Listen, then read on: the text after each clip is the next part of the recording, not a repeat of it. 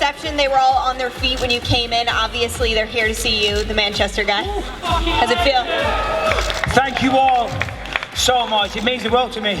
When I found out this fight was happening at 5 in the morning, I was a little worried, you know, because that's a big ask, 5 in the morning to come watch a fight. So I thought ticket sales might struggle, but you guys didn't let me down. You know, it sold out in 6 minutes. So, and I know before you all start about the people, you know, the fake blaggers on the tickets, but not my fault. But thank you all for showing support over these years. It means the world to me. The reception I get every time blows me away. I'm just one of you guys, you know what I mean? Just managed to be successful, you know what I'm saying? Excellent. Let's get right into these media questions because you just put on quite a workout. We're just going to take a couple questions over here. Mike? Hey, just so much online here, Michael. You know, hometown, first title defense, can set the record for most wins in UFC history. Just list goes on and on. Is that something that provides just more motivation than you've ever had going into a fight, or is it pressure? You know, I'll be honest, man. I know the rule is never take the mic, but we could do this all night. I know, my bad. To be honest, that's not something I've ever really thought about. You know, I haven't thought my motivation in this camp is to, you know, have the most wins in UFC history and all these types of things. That's all well and good. It's nice. It's nice to have those titles. And of course, it's nice to be world champion. But I'm just out here, I'm trying to win my fights. That's motivation enough. Dan Henderson's going to try and knock me out. He's going to knock me out cold in front of all you guys.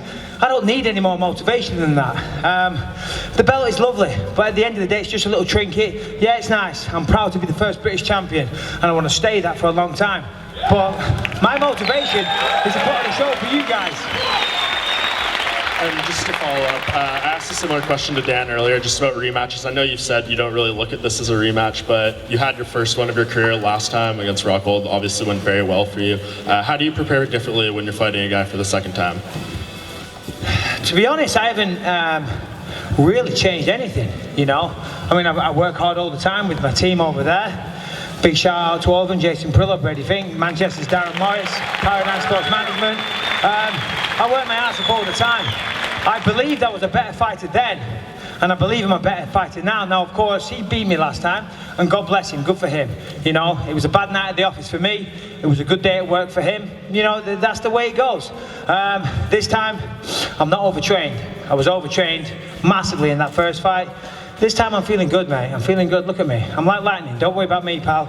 Worry about Dan Henderson. And last thing from me, I know your coach, Jason Prillo, predicted you winning via head kick. What's your prediction on the record here? Well, it could be a head kick. It could be a right hook. It could be left hook Larry once again. It could be, you know, listen, I'll take a win anywhere I can take it, but make no mistake, I'm looking to finish this guy. Simple as that. You guys don't want to see me going out there and outpointing him. I want to punish this guy. He knocked me out, he gave me another dig. Good for him, you know, well done. I'm going to knock him out, believe you me, and then I'll help him up off the canvas, because I'm not a thug. I don't do that, you know what I mean? But I'll knock him out, believe you me, he's going to be out cold. Nice one. Cheers, guys. Next. Bisping, just down here. Obviously, you know, that knockout that you're talking about back at UFC 100. Obviously, back in 2009, since then you've had lots of ups and downs, but how would you say you've developed as a fighter since that time up to now? You know, I mean, obviously physically I've got better. You know, I understand the fighting game a little bit more. But I think the main thing that I mean, of course, everybody works on the skill set. Everybody wants to get better at boxing, at kickboxing, at jiu-jitsu and all these things. But this controls everything. The mind controls everything. It's such a physical sport, but if your mind's not correct, then you're not performing to the best of your ability. And I wasn't. In that first fight, I watch it back now and I was so skittish. I look at it, I'm disgusted. I watched it once and I was embarrassed. It was a terrible performance, but since then, Jason Perillo has worked really hard on the mental side of things, controlling my emotions. You know, I used to get very worked up and very angry. I still do that now and again, but I'm trying really hard to control my emotions, and that's paying off. That's why I beat Anderson Silva. That's why I beat Luke Rockhold. That's why I beat Dan Henderson. And you know, at any of those kind of low points, you know, after that, would you ever have imagined that you would have been here, you know, UFC 204 in Manchester? Well, you know, I mean, any fighter, any sportsman, anyone that does anything, they want to be the best at it. And I always wanted to be world champion. You know, and I never stopped trying. I never, you know, I lost, you know, some number 1 contender matchups, but I dusted myself off, got back on it, and you know, here we are today, world champion. So, you know, you never give up, never give up. You know, that's all I can say. You know. Yeah, there was times over the years where I thought maybe it weren't going to happen, but I was happy because still taking care of my family, still competing in a sport that I love, still in a very fortunate position. But I still always wanted to be world champion, and as I say, bit of luck, I got there. I don't know actually. I said as I walked on, I said I should have my belt here. I have no idea. It's somewhere. What's that? I don't know where it is, mate. Do we have a belt? Order, you've got a belt on. Not for long. Yeah, I know I should have. Oh, not for long. Yeah, good one, mate. All right. Michael.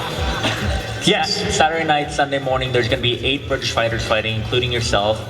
This is such a special city, Manchester. It's got a fighting spirit. How important is it for you to not only bring the belt here to Manchester, but to be headlining this event, and your role in having so many fighters be part of this?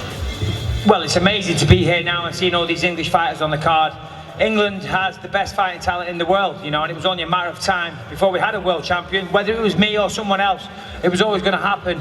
After I beat Rockhold, Dana called me up, offered me this fight, and he offered me a few different places: Cardiff, London, Manchester. I said, Manchester, mate, simple as that, simple as that. I said, it's not even, there's no discussion. I'm from just down the road, I'm from Clitheroe. 25-minute drive and you're there, you know. Yeah, of course, you know, this is the capital of the north, and it's where I'm from, and I'd rather be nowhere else right now, to be honest. Nowhere in the world. Anyone else? What about the audience? We got any questions out there? Mike. Yes.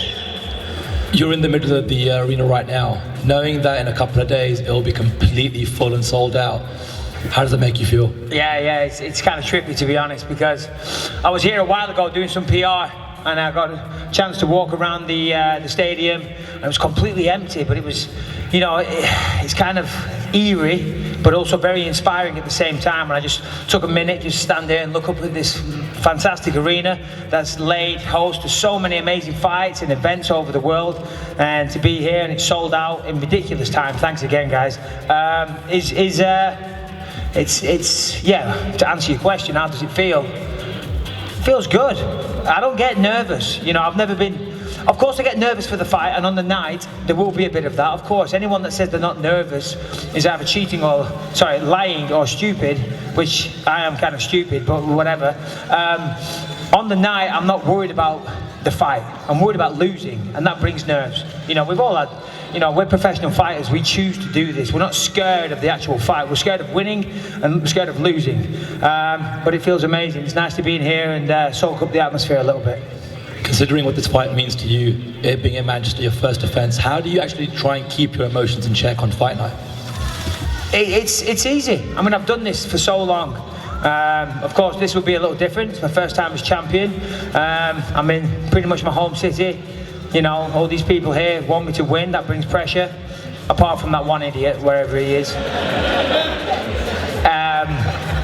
But to be honest, I do the same thing every time. I go find a nice quiet little corner.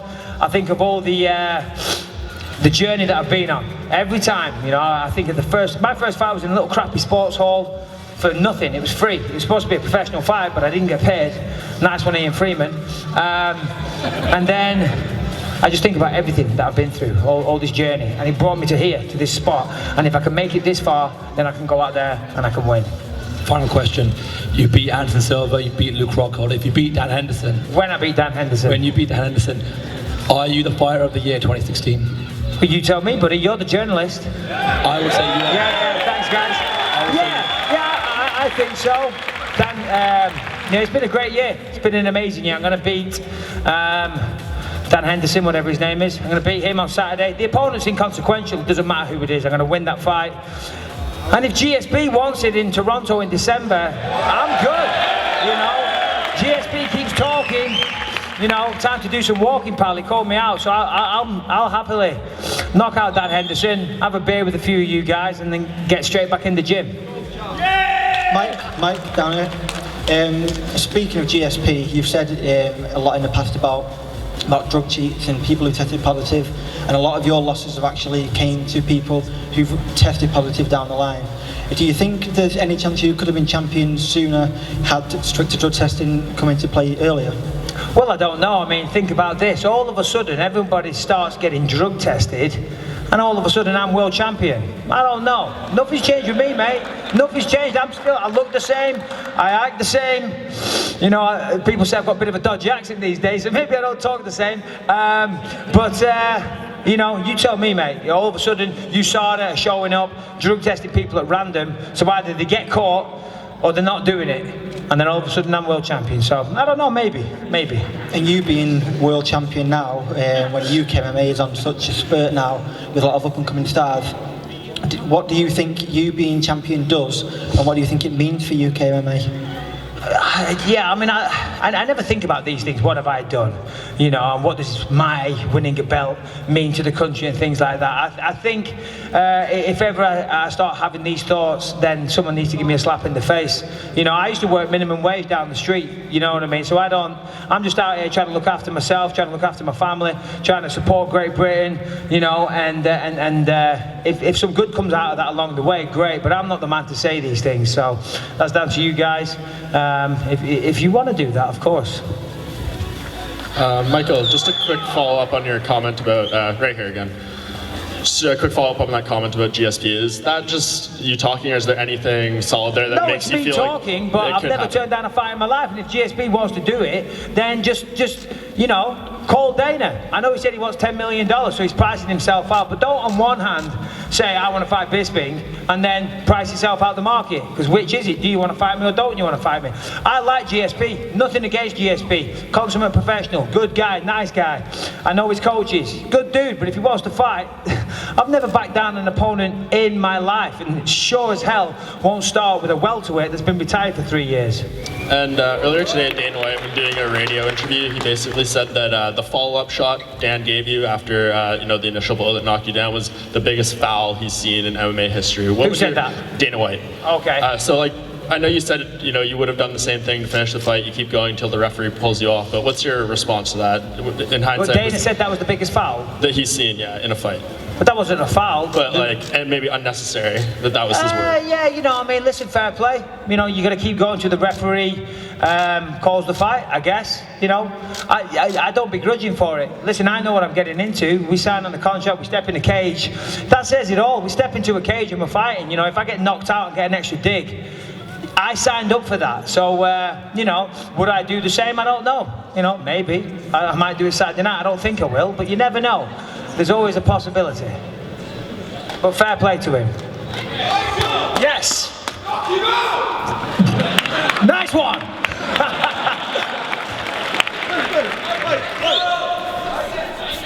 Yes! Yeah, come on, can someone give these guys a microphone and pass it around? They've been here all night. I had to put up with Dan Henderson boring you to sleep.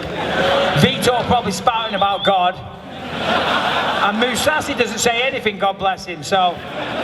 You know, finally, have we got a microphone for these? Yes. Yeah, we can do that. I'm starving though. Right here, Mike. Big fan of yours, mate. Great to see you finally the champion, you deserve it. Cheers, mate.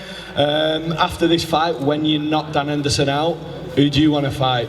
Well, you know, it's like this. I mean, I know a lot of people are whining and complaining about the top four, but number one, Rockhold, I just knocked him out.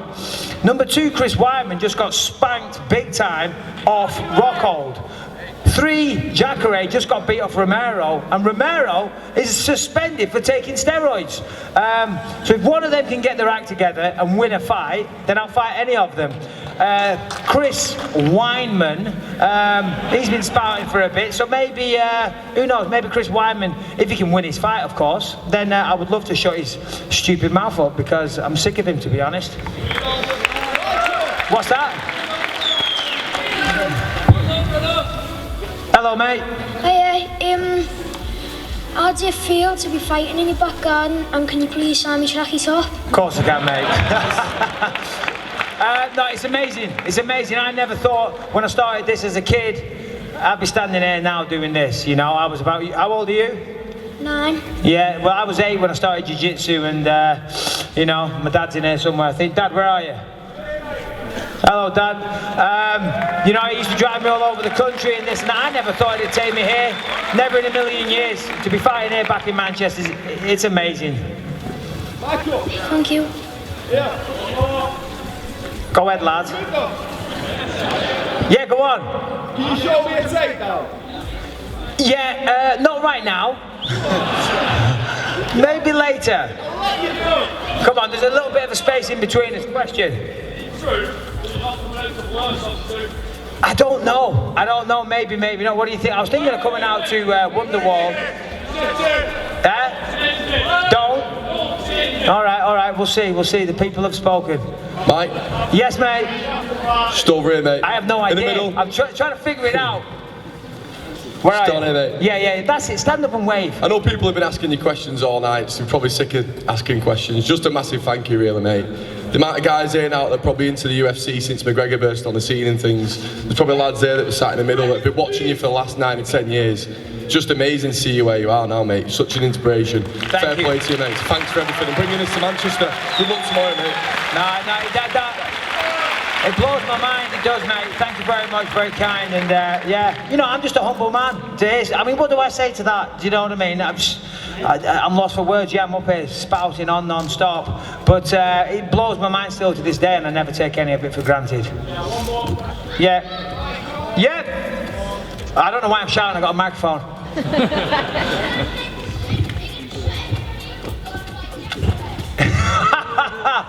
You're that guy that's putting alligators on my Instagram, aren't you? Listen, Jacare's got to fight, young man. If you're not careful, I'll be fighting you next. Steady on, pal, I know where you live. Yeah.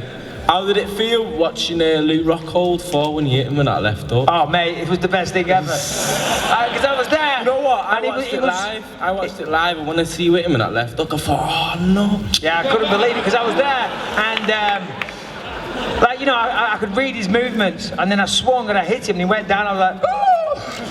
Ah! Don't rush it. And he got back up and then bing, I hit him with another one. He went down, and I thought he's gonna left hook Larry, and then I thought he's gonna suck me into some jiu-jitsu match. So stay careful. And then bing, bing, bing. Next minute, John McCarthy was rear naked choking me, and I was like, wow, that was easy. Easy. Yeah. Of course, mate. Yeah. In a minute, I'll be over in a sec. All right, well, listen, I've bored you for the go on then. Yeah, I'm coming down now. Well, guys, thank you very much. Appreciate it, really do. Thank you so much. Thank you.